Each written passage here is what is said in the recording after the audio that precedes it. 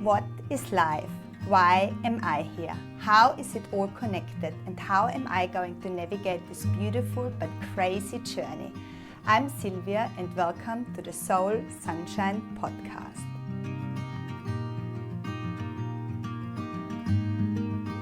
Today I'm talking to Mikey Ellis. Mikey has spent his career studying human behavior and supporting people to bring their potential to life. More recently, he has been working closely with startup founders, companies and leaders to design transformational workplace cultures, learning and development programs and employee experiences. Currently the head of people and culture at Ripperite, an organization which allows you to plan and book soulful experiences. Mikey's work is based on a foundation of self-awareness, empathy and inspired leadership, and he is doing all the wonderful work he is doing while having a really deep look at himself and how he can become the best possible version of himself. Welcome to the Soul Sunshine Podcast, Mikey. Thank you so much for joining me here today. Thank you. Thank you so much for that introduction. I was enjoying that story actually. I'm like, oh shit, that's me. It's a generous introduction. Thank you. Amazing. Thank you. So today we are going to be talking about Mikey's journey. We are exploring why self-development is such an integral part of his life and his living. We are looking at why it's so important to integrate your own shadow in order to bring out the light within you. We are also chatting about internal family systems and how this work has profoundly impacted him. And we are also looking at how his personal work benefits the teams and organizations he's working with, but most of all leads to the beautiful life that he is living. So Mikey, we met a couple of weeks ago only at the Thriving Workplace conference in Sydney that the Serenity Collective put on. And yeah, I was interviewing you for the story that we were producing. But while I was researching, speakers and who was at the conference prior to the event, you really kind of stood out to me as one of the people that I found really interesting. And, doing the research, I saw that you were into the integral family system stuff and that you've done a lot of self-development work and that you working within teams, doing teams and culture work.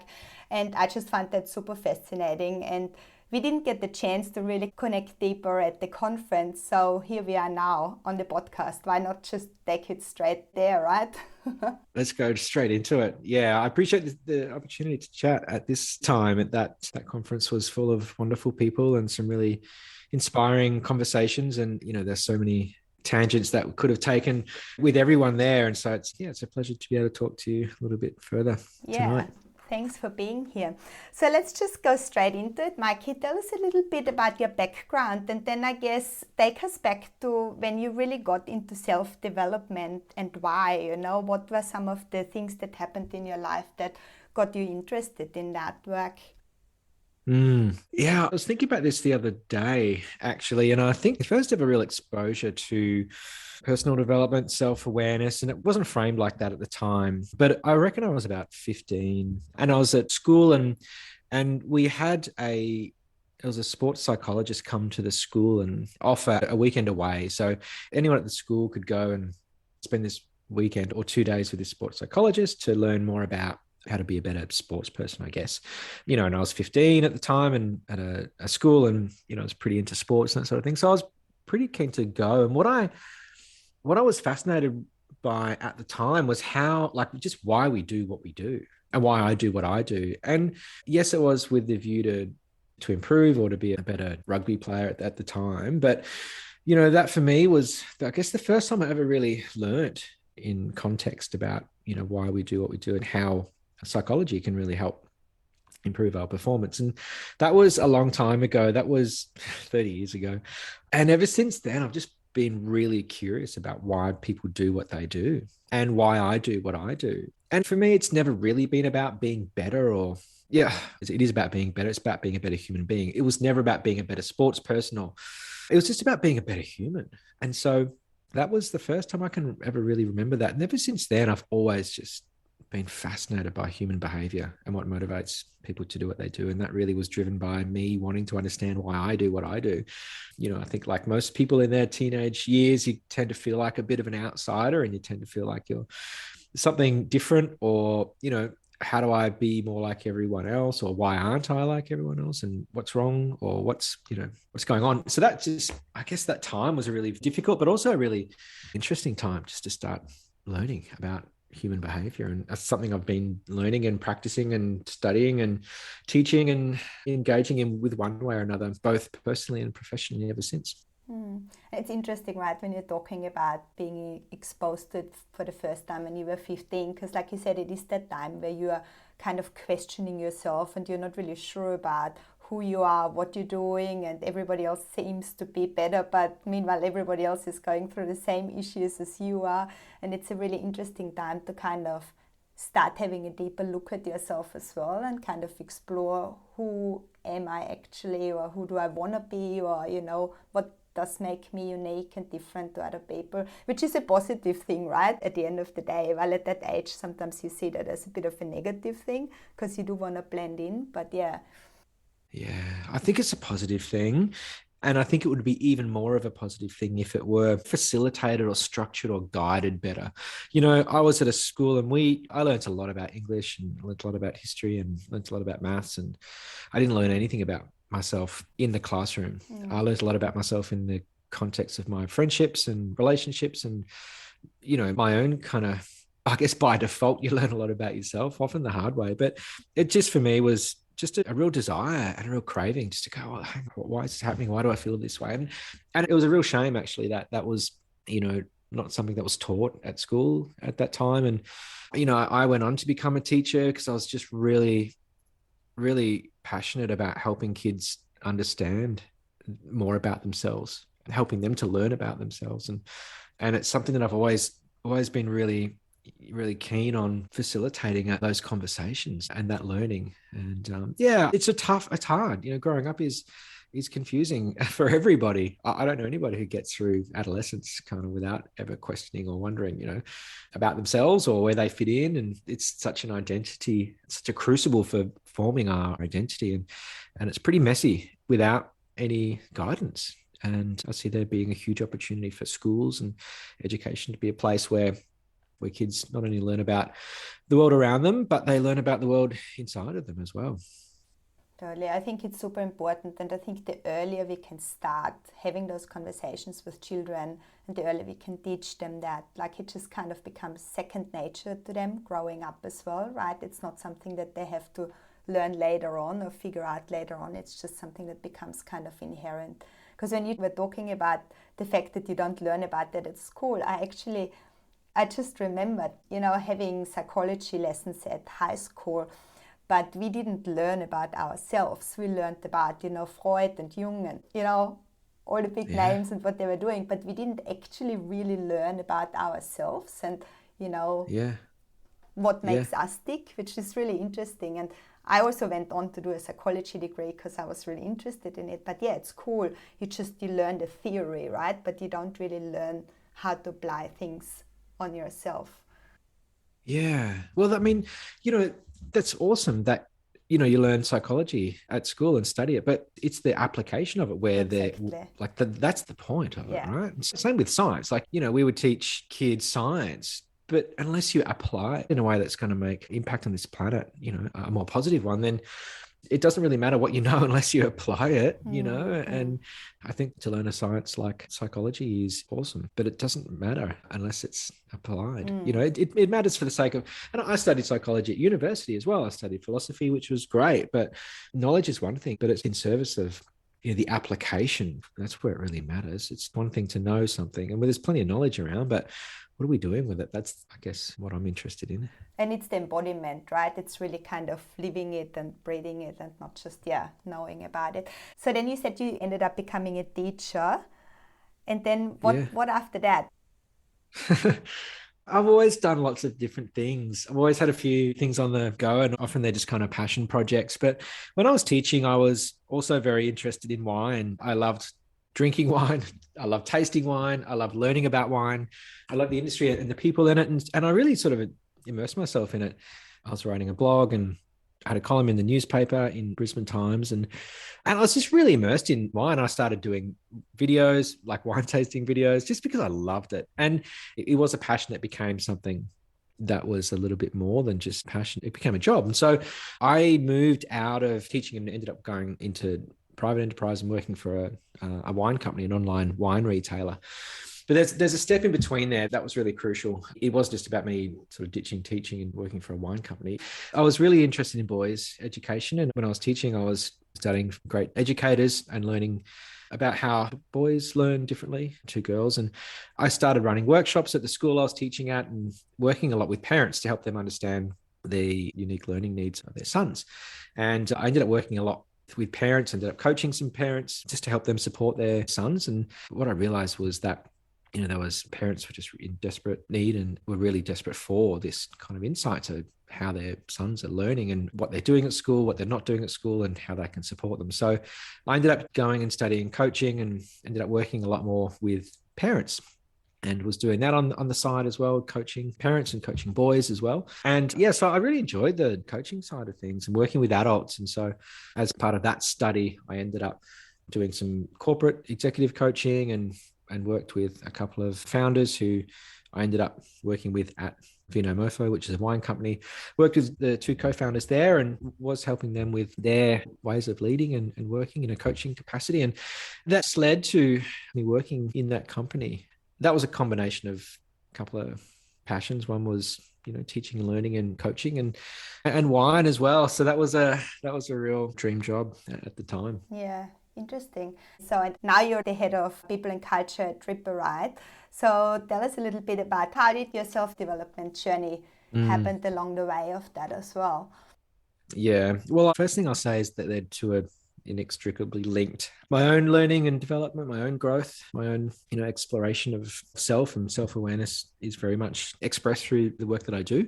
But yeah, I started at Vino Mofo in a role and it was kind of working in the content team, writing a lot of stuff, but also working with people to help them kind of bring out their best and help sort of realize potential. And it was a really unusual sort of role. There wasn't really a title for it. So we made one up and the title was head of culture. And this was, 7 or 8 years ago. And at the time, I really didn't understand or didn't really know exactly what other roles in other companies with a similar title were doing. So I learned a lot. I learned the hard way through making some mistakes and just, immersing myself in this world of corporate culture and translating what I inherently sort of understood and what I'd learned about human behavior in an educational context and started to apply that in companies. And it was just such a wonderful experience to learn about purpose and values and how behavior aligns to that and how to nurture that and support that within a company. That was really fascinating for me. And I just saw there's such an opportunity because you have, at the time we had like 120 people turning up to work every day, to do their job. But I thought, what an opportunity this is to, for people to not only kind of do their job, but just to learn about what they love and learn about their skills, talents, and their potential, and to support them in that journey for themselves as well. What I realized was that you don't stop learning about the world around you or yourself when you leave school. And, in a workplace environment, it's such a fertile sort of ground for understanding yourself and really coming to learn more about your own purpose and values in relation to that of the company. And so I was just really fascinated by that whole environment. And I really found a kind of sweet spot for me, a place that I found great joy and satisfaction in working, but also felt like there was some skills and experience that I had where I could apply that, and it was of value. And it's interesting because when we were talking before about, adolescence and kind of those questions coming up of who am I, where am I, how do I fit in? And like you just said, it kind of never stops, right? Because then you grow up and you're in a relationship or you're in a job and you change jobs. And I feel like it's like this constant question that humans are on, and where we are constantly developing and changing and evolving. And so, it's so interesting when you're talking about that as well, because what comes up for me is having somebody like you there who's done so much work on themselves, is so valuable as well for the organization, because you've done the work, and you're there to support other people go on a similar journey if they wish to.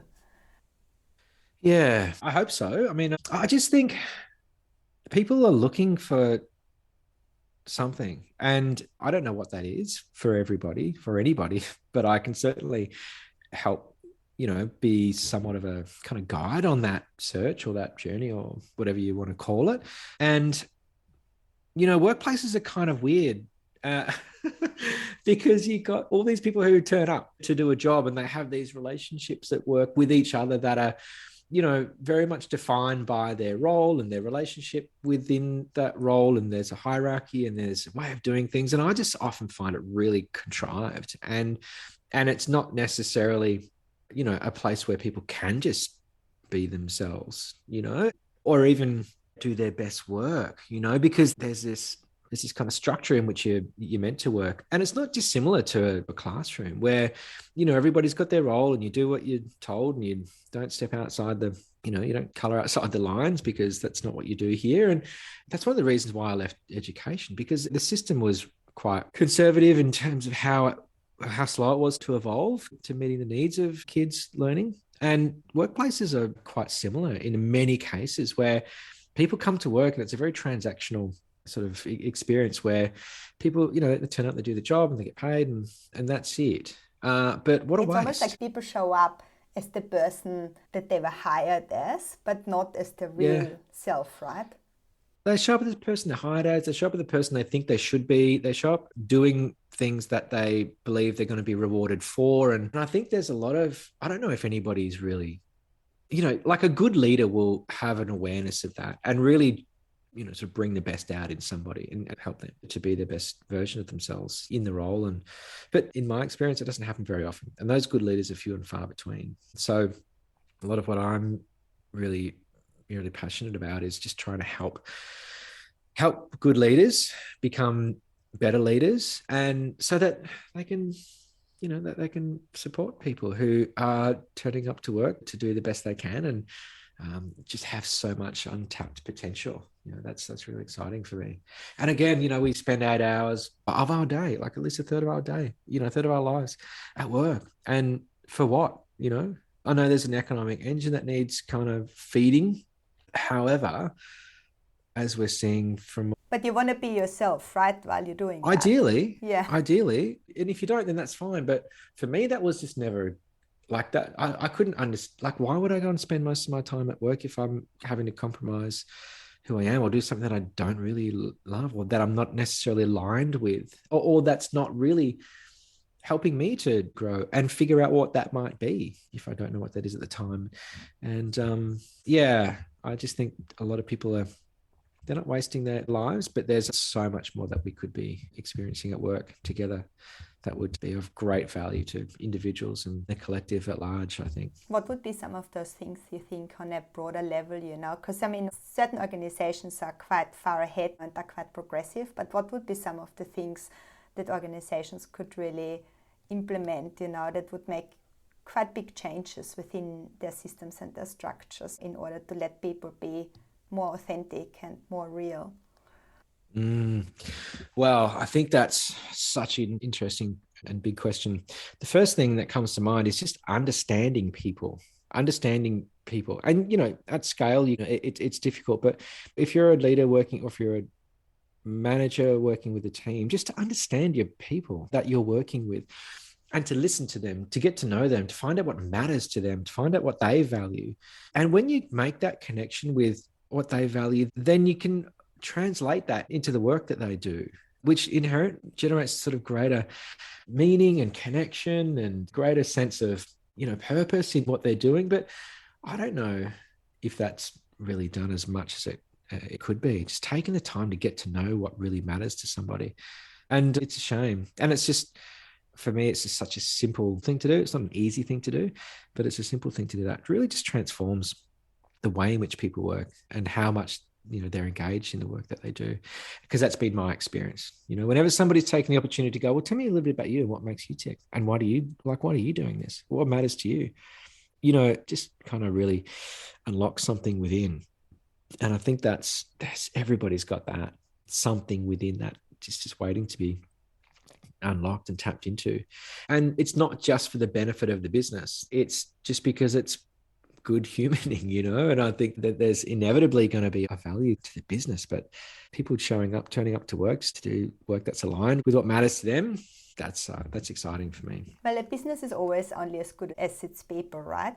So the better the people can be in their own selves, the better it is for the business. But it does bring it back to the whole self-development work again as well, because the more people are aware of who they are and what they want to do and what drives them and what their values are, and what they want to work on, what they want to achieve, like the more people can be aware of that, the more they will also be able to find the work that fits them and benefits them. And so Yeah, for sure. I mean, because if you are really developed in yourself, and if you have a really good understanding of who you are and what you want, etc., you are also gonna only go into a workplace that kind of offers that. You're probably less likely to go into a workplace and pretend to be someone that you're not really, because when we're talking about self-development work, that's a lot of the work. It is about becoming that better version of yourself, right? Becoming a better human.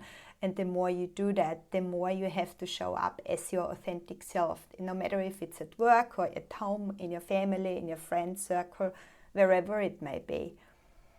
yep, absolutely. And I think that's the work. You talk about your authentic self. And I think we often, we surrender that authenticity to belong or to fit in, and that's something that Gabor Mate talks about when it comes to the two kind of real core primary needs of people as we grow up as kids. We have two needs. One is to belong and the other is to express our authenticity. And too often we will sacrifice one for the other. And in most cases we'll sacrifice our authenticity to belong. And we learn that at a young age, because nobody wants to be outside of the group. Nobody wants to be exiled. Nobody wants to be alone. And it's just a fundamental survival need actually to belong.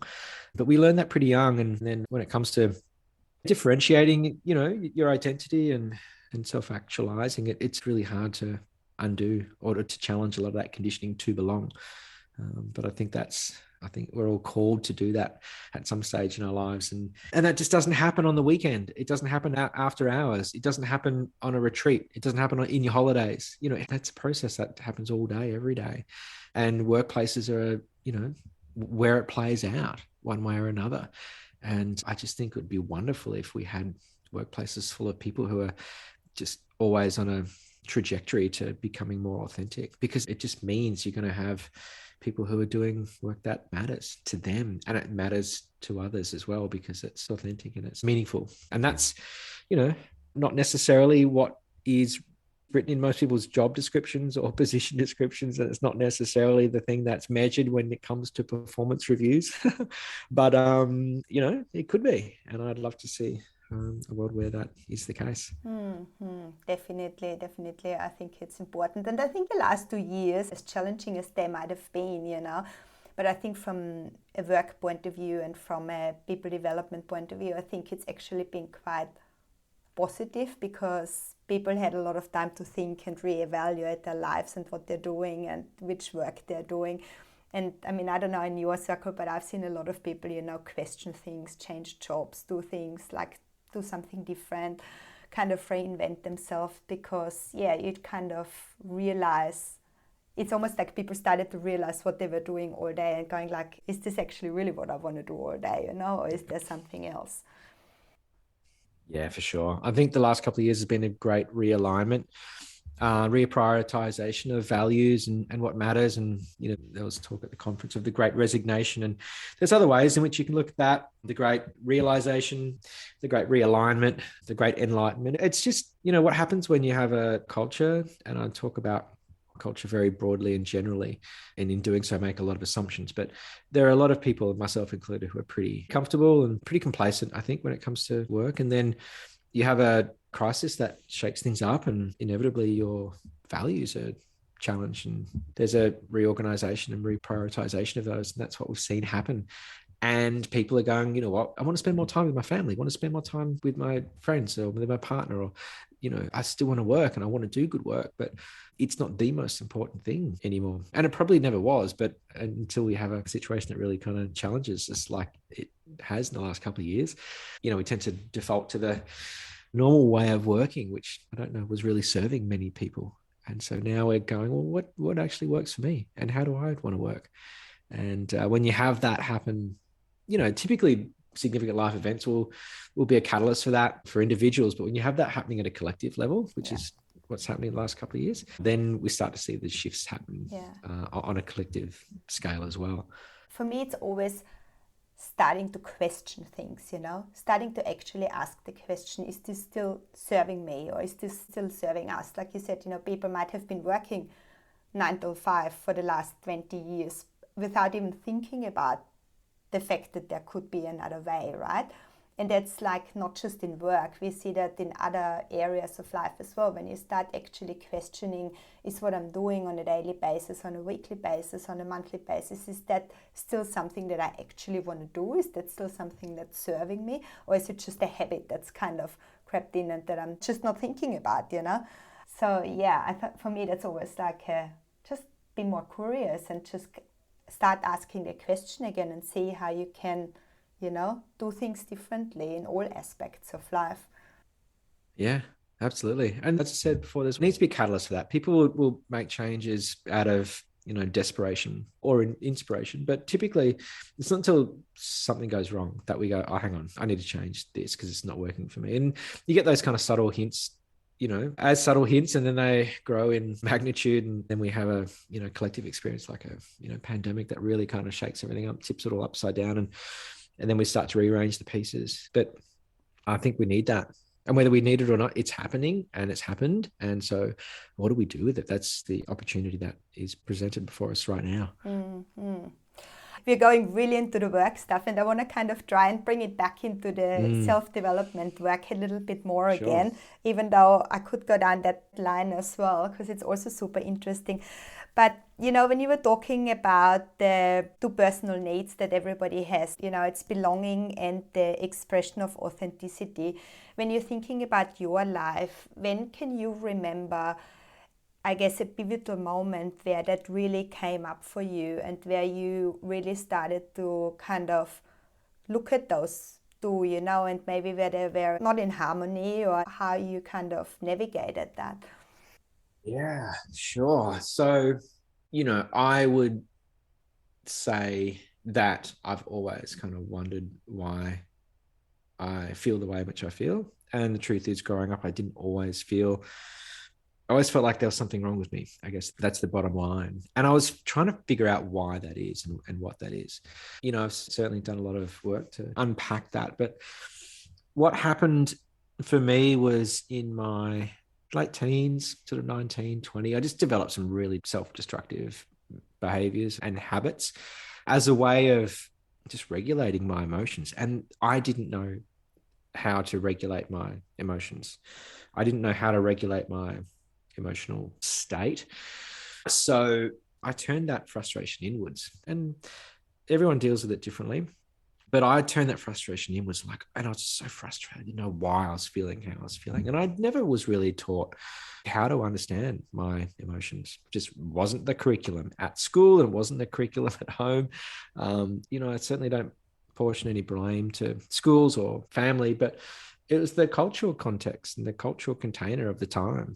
Growing up in the late 70s and early 80s, what our parents knew about parenting is different to what we know about parenting and needs of kids now. The same in schools and education. Kids were, to be seen and not heard, and you did what you're told. And if you didn't do what you're told, you were punished for that. And so that's the cultural conditioning which I sort of grew up. And so, to have any kind of emotion that was out of a really narrow bandwidth of acceptable, which might be to be really super excited or super sad or angry, or like just to express emotion, was not really something that was welcomed in any context in which I remember growing up as a boy. And so I learned pretty young just to kind of suppress that and go, oh, again, it's that compromise.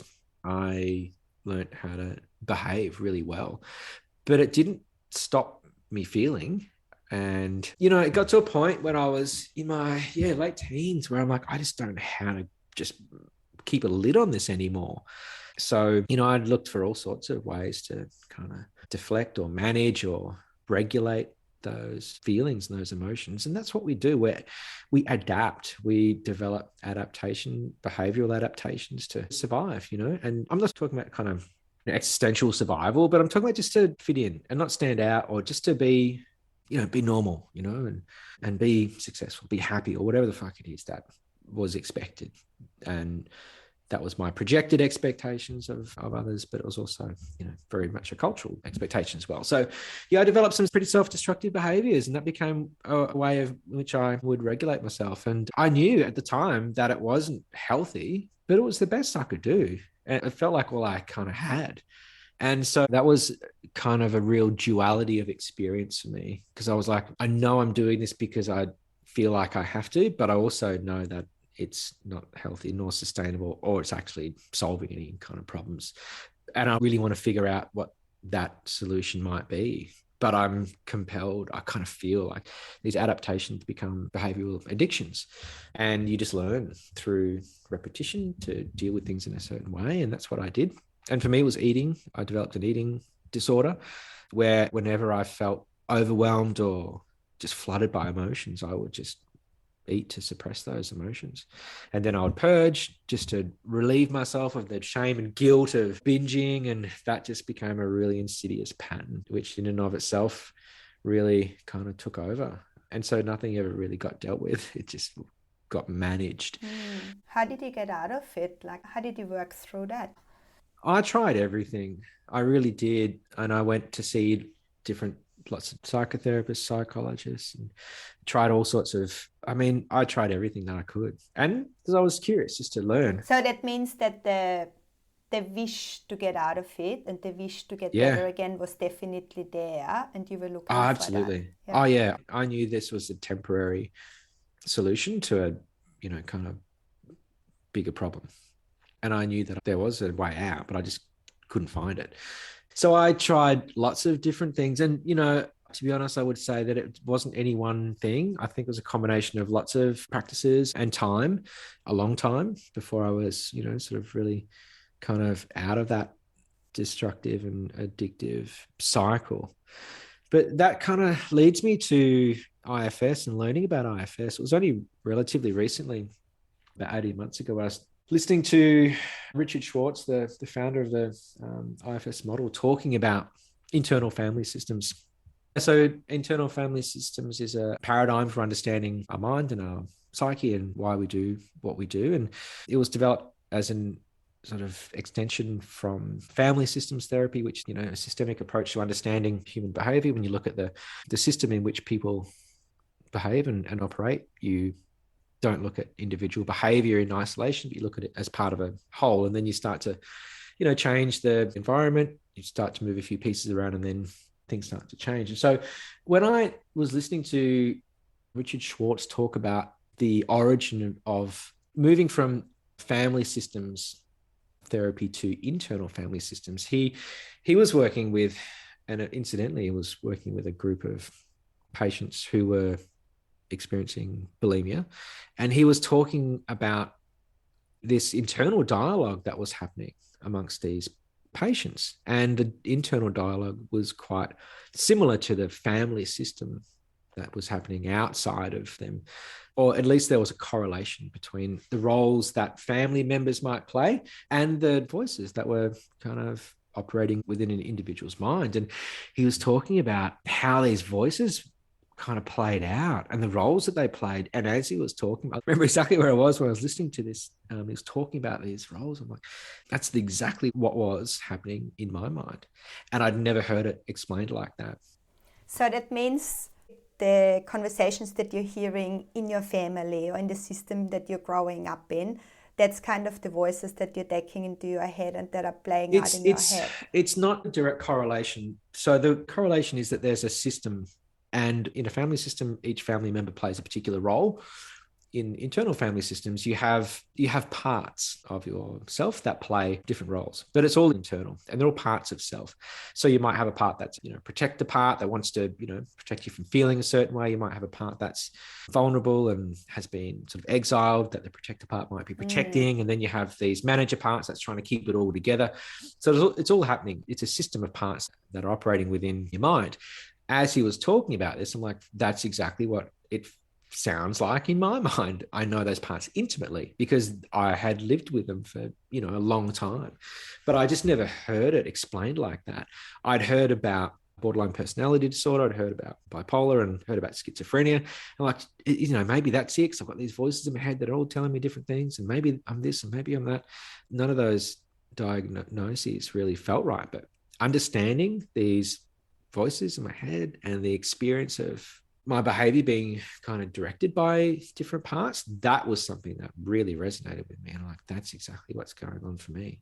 And since exploring it, it just, really clicked and made a lot of sense for me, not just in terms of understanding disordered eating, but in terms of understanding why we do everything. And that for me has been such a really powerful and empowering understanding, because you, instead of pathologizing what's happening as a disorder or as a problem, you look at it as a system that's designed to protect the individual, and all these parts are doing their bit. And when you understand them, you can relieve them of the parts that are, or their roles that are destructive. And I just wish I had known that, 20 years ago. Yeah. So can you give us an example based on, what you were going through and what some of the roles would have been and what they would have been telling you, just to understand a bit more deeply, what were some of the roles and what do you obviously have to get rid of in order to get rid of the behavior? Because when you're talking also about, that just made you understand why we do everything that we do. That's a really strong comment, So I'm like, how do we understand everything that we do? So I would like to just dissect it a little bit. Okay, well, I'll see what I can do. I'll try and explain what it's like for me, at least. A key point to acknowledge is that we don't get rid of anything. We don't get rid of any of these parts. And that was, for me, a big sort of key understanding, is that because I tried to get rid of the parts of me that were destructive. I tried to eliminate, I tried to destroy them, I tried to get rid of them, but there's no getting rid of. All these parts are just screaming out for attention, and they'll get it one way or another. And if it's destructive, then it's destructive. So it wasn't about getting rid of anything. It was more about understanding. So the way in which the cycle would typically work for me was that there would be a triggering experience where I'd be flooded with emotions. I might be hurt by something somebody had said. So instead of, I was hurt, there's a part of me that's hurt. And so when you start to look at your experience as the sum of parts, and you start to dissect the roles that each part plays, then you can start to sort of unravel things and avoid making sweeping generalizations that are not helpful. So, somebody said something or did something, I was hurt, and then I'd have an emotional response. So part of me was hurt by something somebody had said. Prior to an understanding and awareness of this, what I would do is I would just panic, and I'd feel like, shit, I've done something wrong, or there's something wrong with me. Oh no, I feel like this. Oh, how am I going to make it work? How am I going to fix this? And you'd just be a flood of self-deprecating, really critical kind of self-talk. I'd be telling myself all these things about why I'm feeling the way in which I'm feeling, and I wouldn't know how to deal with it because it's just all so overwhelming. What I would then do is go, I don't know how to deal with all these emotions. Quick, just let me eat something or drink something just to completely numb out those voices. And so that was a distraction. I'd eat, I'd overeat, I'd feel like shit. And then another part of me would be like, see, you couldn't deal with that. Now you've gone and done that thing again that you said you weren't going to do last time you did it. You made yourself a promise, and here you are 3 days later. The next day, you've done it again. You've gone and eat, you're binging, you're fat, you're hopeless. And again, all this self-talk and all this shame and guilt.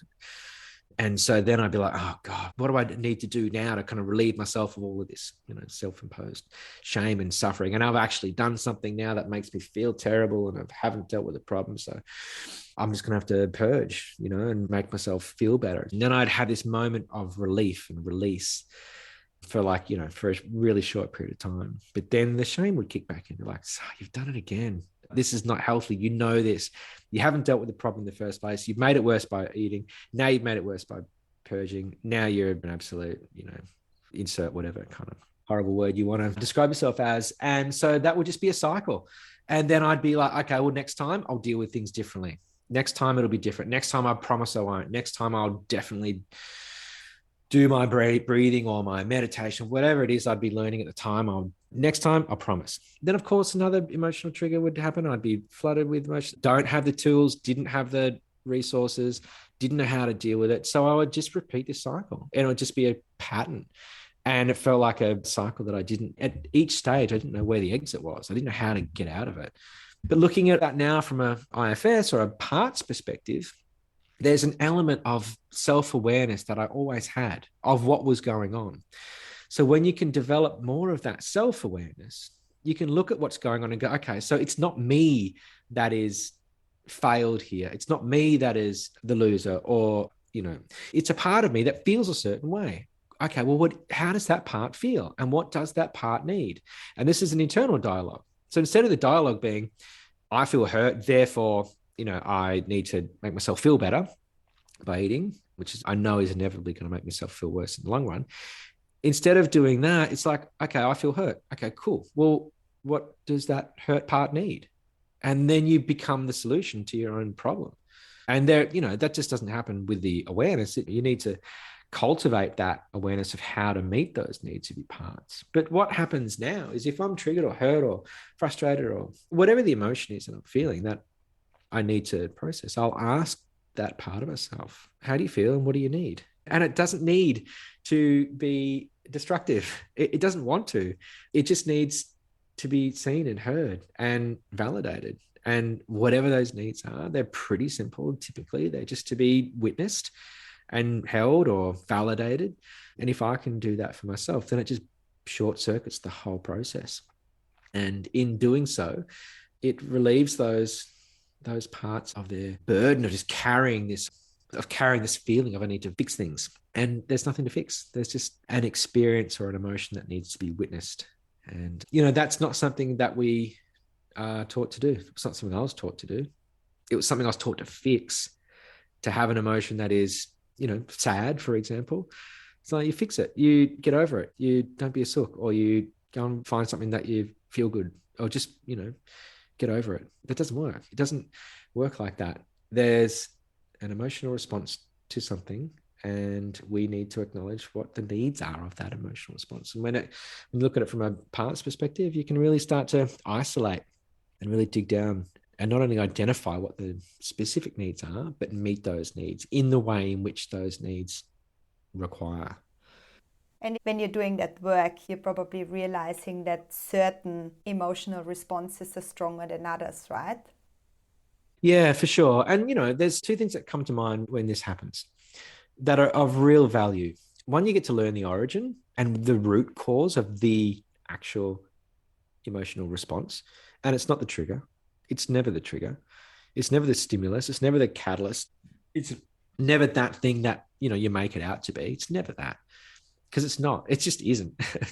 It's something else. And what that something else is something you get to explore and something you get to find or get close to or understand a little bit better. So there's a real awareness that is really liberating, because when you can separate the trigger from what it's triggering, then your relationships with people tend to improve, because you're not holding them accountable or blaming them for what it is that you feel. You take responsibility for that.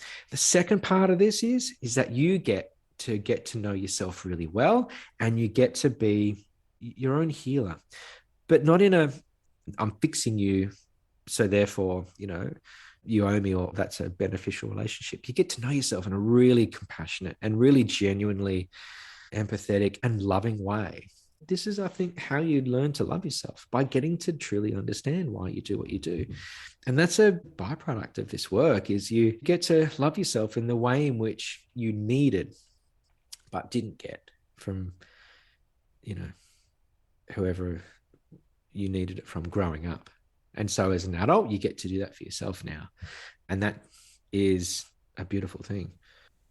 Yeah, there's a lot of things coming up for me, because when you were explaining the whole process as well, it's interesting because it's really like the emotional responses. There's a lot of kind of internal movies that you're playing, right? That are kind of coming up through probably, conditioning and, values and systems that you grew up in, etc. And that's all kind of playing in. And then the more you can understand where things are coming from and why things are bothering you in which way, the better. And it's what I find interesting as well with this system, and that's the same with, I think, all developmental work, it's you're still looking internally, but you're putting it in a positive way, you know. It's like an empowering way to being able to solve it. So you're not punishing yourself because you were also looking internally before and you were like, oh, I'm doing this wrong, I'm not good enough, I'm doing this and that.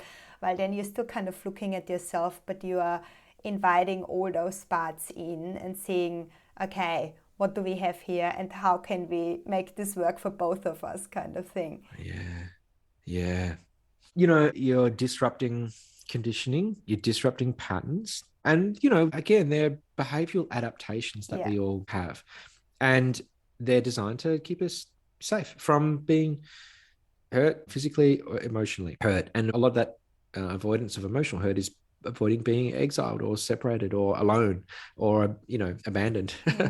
But that's not, you know, if we establish these patterns as 5 and 6, 7 year olds and we don't revisit them in our adulthood, then those patterns keep playing. And they just, like any pattern that you keep replaying, it gets stronger and stronger until it becomes just who I am, or just how things are, or just the way it is. And it doesn't have to be the case. So when you disrupt these patterns, you get to really redefine your identity and who you are and why you do what you do in a way that is far more productive and actually far more aligned with the reality of what's actually going on. You're not reacting to things in. I was talking to a friend earlier on today, and, you know, we're just grown-ups walking around having the same kind of emotional responses to things that we did when we were, you know, kids, because that patterning is well embedded in our bodies, in our nervous system, in our emotional system, somatically. You know, our bodies react immediately before our reasoning comes online.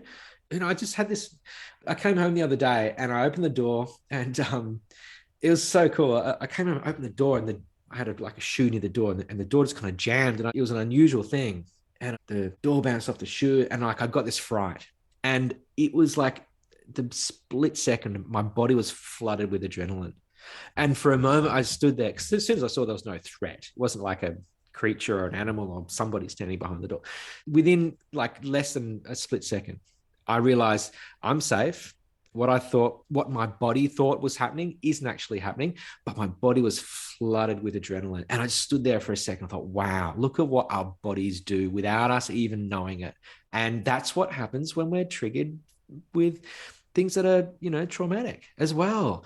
And it happens all the time, all day, every day. And the more we can start to become aware of how that conditioning has defined who we are and our responses, then we can start to go, well, do I need to jump at every shadow? Do I need to react as though everything that is a perceived threat is actually terrifying? Because our bodies are, and our bodies have been trained that way, and our bodies can be deconditioned and retrained when it comes to our emotional responses to things. And I think that's the work.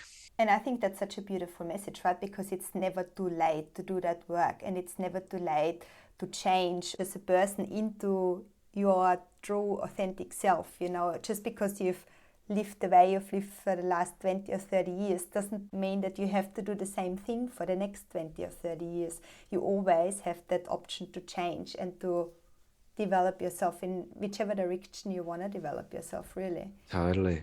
That's the truth. That's so true. That's exactly the opportunity that we all have. It's a case of whether you want to and how much you want to, because it's not easy. It's hard work. But, you know, again, so much of the circumstances of the last couple of years have been a real prompt, real catalyst for that change for a lot of people. We're all going, and look at the state of the environment. Like, we don't have a choice now. We have to change how we work. We have to change how we do what we do. We have to change how we live, because there are consequences for our behaviors. And on a collective level, we're seeing that, you know, play out with the destruction of the planet upon which we, you know, live and survive. So, we have to change. And if we don't, then we'll continue to suffer. And I don't think suffering is inevitable. It is going to happen. However, the extent to which we suffer at our own hands, of our own doing, through lack of, you know, awareness, then I think that's something we have some control over. And like you said, the way that you feel, the way you behave, the way you do things, it ripples out into your family, into your community, and further on as well. You kind of this ripple effect into the whole world. So the more you work on yourself, or the more you do, the more you can bring that positive energy or that healing energy into your environment as well. And we've Absolutely. talked about that really briefly previously when I mentioned, this book. I've got it here today. It's called Healing Collective Trauma, and you've mentioned the work from Gabor Mate before, and this book is written by a guy called Thomas Hübel. He's actually an Austrian guy.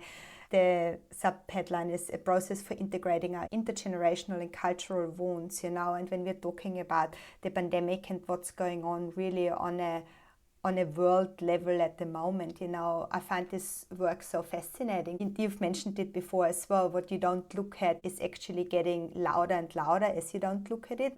Like he talks about that from a collective point of view, like he grew up in Austria, and he talks about how there is just this collective trauma that's in the country and in the people, and if you don't look at that, if you don't work through that, it gets given down through generations, and it doesn't get smaller, it gets bigger, If people don't work on it, it gets bigger. It's like this elephant that kind of gets bigger and bigger and standing in your living room.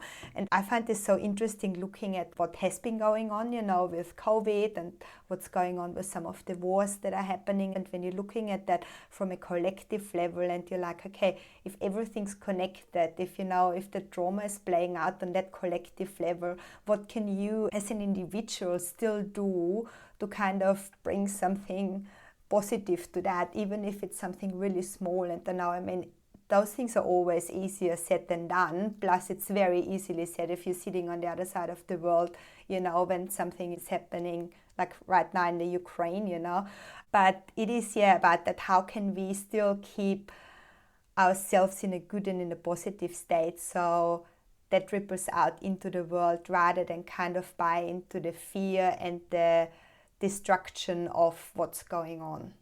There's an opportunity that we have to break a pattern. Every generation has the opportunity to break patterns of intergenerational trauma. And it's not that it only takes one generation, but it's got to start somewhere. And even just the fact that we have the privilege of having this conversation is an insight to the opportunity perhaps that we have that potentially previous generations may not have had. And I haven't read that book, but you can just look around and see the impact of generations of trauma and how it's playing out now and in the world in so many different cultural contexts, and in one country to another, and amongst races and racism. And it's just, there's a lot of work that we need to address. There's a lot of really dysfunctional behaviors from the past few generations at least that we need to address and take some responsibility for, because we inherit that, and unless we do something about it, we are complicit in that sort of continuing to propagate. And so I think that's not just an opportunity, I think it's an obligation that we have to break that cycle and at least derail that trajectory of intergenerational trauma that has been running kind of pretty rampant for so long. Mm-hmm. Yeah, it's interesting, and it is like you said, we are very lucky in where we are, right? I always look at it as well, like when you look at our grandparents or so, there was the war generation, and then obviously it was just about survival, and then our parents' generation was the post-war generation, like building everything up again and, being able to survive in a better way.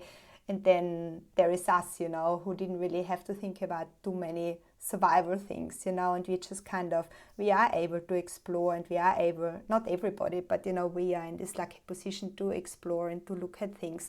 And so, yeah, like you said, I like that it's almost like an obligation, to do something into that direction in order to heal what's been happening, over the generations before. I'm the beneficiary of, so many generations of privilege at the expense of others too, whether that be directly or indirectly, that's irrelevant, but I'm certainly the beneficiary of that. And that's not something that, I should celebrate. That's probably not the right way to describe it. There is an obligation and a responsibility that it's afforded by my privilege to do whatever I can to support those that, you know, weren't afforded the same privilege just by virtue of where they were born or when they were born or what kind of environment which they were born into. And, you know, it's a move away too from a very individualistic kind of approach, which is also embedded in consumerism, embedded in capitalism, embedded in patriarchy, where it's like, you know, it's every man for himself, and, you know, who dares wins and the strongest will survive, and, you know, it's a meritocracy. But it's not, because we're not playing by the same rules, and that's really unsustainable. And not only that, it's destructive. And so there's a responsibility that I feel, and the more I learn about this too, my ignorance and my bias is also something that I need to acknowledge. But there's a responsibility to use the privilege that I have to redress perhaps some of the balance. And I don't think that's going to happen in a generation, but as I said before, it's, you know, it's got to start somewhere. And this circuit breaker, this slight kind of derailment from the trajectory that we're on, it does have a cumulative effect. And I can see that real sort of momentum starting to happen now. Mm-hmm. And it's great. And Mikey, you've said something really interesting before as well. That's the last points that I want to get into. When you were talking about the internal family systems and the different parts, you said we don't get rid of anything, you know, we just incorporate it. And so is that also part of the shadow work that you've been doing? Because I know you've been exploring a lot of the shadow work and, you know, bringing your own shadow or integrating your own shadow as well. So if you can just tell us a little bit about the work that you're doing there and how that can benefit like an individual as well as, you know, a collective, that would be amazing. Yeah. It's interesting coming from, you know, what we've just been talking about, you know, collective sort of global scale, and then sort of bringing that back to shadow work, or, you know, the exiles in internal family systems. Just because you ignore something or you cancel something, it doesn't mean it goes away. And it doesn't mean it disappears or it's fixed. You can't ignore something that exists and just hope that it disappears. So when it comes to shadow work, it's like, well, let's look at what has been ignored for so long. Let's look at what I've consciously avoided and actively kind of pushed away. What are those aspects or those parts of myself that I've really just not wanted to look at? So there's a big kind of backlog of stuff there that is to be addressed, and there always is, because it doesn't go away. You just can't pretend that stuff doesn't exist. And so sooner or later it's going to present itself to be addressed or acknowledged, at least. And that'll happen either intentionally, whereby you go, I'm going to look at this now and I'm ready and I want to and I need to, and I'm going to go there and see what it is that I've been avoiding all this time. Or it might happen unconsciously, whereby you just like defiantly, no, I'm not going to look at that, and it happened and it comes up and kicks you in the ass anyway, because it will. And often that's manifest through physical illness, through behavioral dysfunction. Either way, it's there to be looked at and addressed. So for me, I'm like, all right, well, I tried to avoid it for so long, and apparently everything I've tried to do just doesn't work, and I'm running out of options, and maybe I just might need to look at this. And so, yeah, I've been guided through that process with a wonderful therapist who's just kind of helped me just to, you know, with compassion, without shame and without judgment, just to look at those parts of myself that I shunned and stuffed away in the shadows as being messy, yucky, unworthy. And the more I have been doing that, the more I'm like, oh, wow, that thing that who I thought I was, or what I was so worried about was, you know, actually not what I thought it was. It was something else. And there's a beautiful sense of welcoming these kind of exiled parts of yourself back home. And it's an integrative experience whereby you become more whole, and you don't need to hustle so much just to protect these secrets, you know, all these shameful bits and pieces that you think nobody ever wants to see, or nobody can handle, or you can't even handle. So when you start to integrate those parts back into your system, it's a relief. it's a relief. And there is a reckoning that happens, and there is some responsibility and accountability that needs to take place. That does, but it's maturity. That's what happens when you take responsibility. You mature and you grow and you're better for it. And that's what's not happening on a global scale, or even in our political context in Australia. If we were just able to go, yeah, there's a lot that we need to deal with here. Like the rug has become the elephant in the room because we swept so much shit under it that it's just like, it's not a rug anymore. It's like a little handkerchief on top of an elephant. Like there's so much stuff that we just can't deny anymore. And we just can't keep canceling people. People have to learn. We have to hold each other accountable, and we have to learn to take responsibility for ourselves. And I think for me, that's been a big part of what shadow work is holding myself to account for everything that I do and taking responsibility for it by, dealing with some of the yucky, messy stuff that isn't actually as yucky nor messy as you might think it is. It's actually quite beautiful. Just to give it a quick definition, so the shadow work comes from Carl Jung and the Jungian psychology, and the quote is, it describes the unconscious parts of the personality that our conscious ego doesn't want to identify in itself. And it's interesting as well when you're talking about, integrating the yucky parts that are then suddenly not so yucky anymore, because I think as soon as you give it some air and as soon as you are happy to see it, it changes already to a degree, doesn't it? It's like, you're actually seeing me now. It's almost like, yep. I just wanted you to recognize me. I just wanted Absolutely. You to see me. Yep. See, yeah, it's being seen, it's being heard, it's being witnessed, it's being validated for feeling however it feels, whatever those shadowy parts are feeling, and without judgment, and it's disarming when that happens. Because there's no longer a need to play out those parts. They don't need to play up or play out or, that's screaming out for attention anymore. And often the way in which they would scream out for attention is through really destructive behaviors because nothing else has worked, so they'll do whatever it takes to get attention or to divert attention away from them. But, all of that can be avoided by just seeing, witnessing, validating, acknowledging, accepting, and loving these parts in the first place. And that's all they ever needed. It's all they ever need still. And I don't care whether you're 6 years old or 66 years old, those parts still have the same needs. And the only way to meet those needs is for you to do that for yourself. And when you were doing that work, when you were delving into that, did you kind of subconsciously know what the parts were that wanted you to see it? Or was it more like, hey, wow, I had no idea that that's what's there, It's probably both. I didn't know what I didn't know. It's probably the best way to put it. But I had a sense of what I was avoiding because I was familiar with it, because I know what it is. But, once you start peeling back layers, you start to identify even greater sort of clarity and complexity and nuances that I had no idea about, and that's self-discovery. That's self-awareness. It's awareness. All of these parts, and they're there. They're just waiting to be discovered, waiting to be recovered and welcome back into the system, where they belong, where they actually belong. So yeah, it was a bit of both. I think I know what I'm getting myself in for here, but also just discovering and being really, really surprised and pleasantly surprised, actually. I mean, it's pretty confronting at first, but in hindsight, it's just so nice not to have to, hustle to hide these parts anymore.